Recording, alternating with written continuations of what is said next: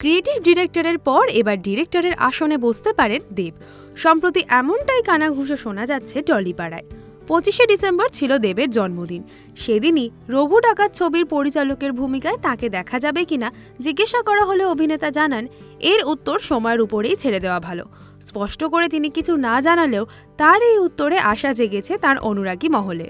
বড়দিনের আমেজে 20শে ডিসেম্বর মুক্তি পেয়েছে খাদান। ছবিতে অভিনেতা এবং ছবির ক্রিয়েটিভ ডিরেক্টর দুই ভূমিকায় ছিলেন দেব। প্রডিউসার দেবের পর ক্রিয়েটিভ ডিরেক্টর দেব মন জিতেছে দর্শকদের। দর্শক মহলে তার অভিনয় এবং ছবির গল্প নিয়ে চলছে প্রশংসার ঝড়।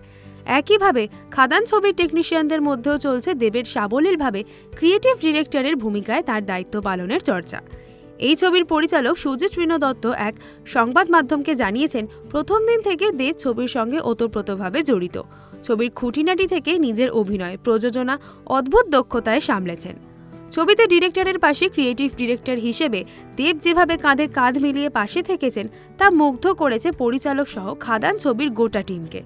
বছর শেষে এখন শহর জুড়ে চলছে খাদানের মরশুম। এই ছবিকে দেবের তরফ থেকে বড়দিনের উপহার হিসেবে তকমা দিয়েছেন দেব অনুরাগীরা। অভিনেতা দেব থেকে প্রযোজক দেব, আর এখন সৃজনশীল পরিচালক দেব। এরপর দেবকে সরাসরি পরিচালক রূপে দেখতে আগ্রহী তার ভক্তরা। রঘু ডাকাত ছবিতে অনুরাগীদের আশা কি পূরণ করবেন দেব? এরকমই আরও অনেক ভিডিও দেখার জন্য নজর রাখুন আমাদের চ্যানেলে ও পাশে থাকা বেল আইকনটি ক্লিক করতে ভুলবেন না।